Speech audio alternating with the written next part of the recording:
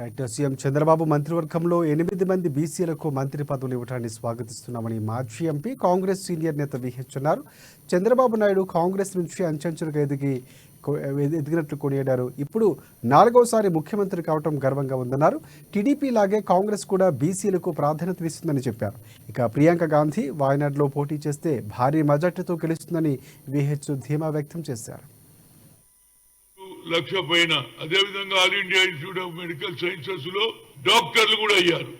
అదేవిధంగా సామాజిక న్యాయం సోషల్ జస్టిస్ లో ఉన్నటువంటి ఎస్సీ ఎస్టీ ఓబీసీని సెపరేట్ గా OBC parliament committee, SC parliament committee, అదేవిధంగా మరి 3 పార్లమెంట్ కమిటీలు చేయడం, అది ఎన్డీఏ ఓబీసీ కమిటీ ఆనాడు ఉన్నటువంటి సోనియా గాంధీ యూపీఏ చైర్పర్సన్ గా చేయడం జరిగింది. అదేవిధంగా ఇందిరాగాంధీ కుటుంబం త్యాగాల కుటుంబం, కాంగ్రెస్ పార్టీ కూడా బీసీలకు ప్రాధాన్యత ఇస్తుంది. ఎన్నికల మేనిఫెస్టోలు కూడా పెట్టాం మేము.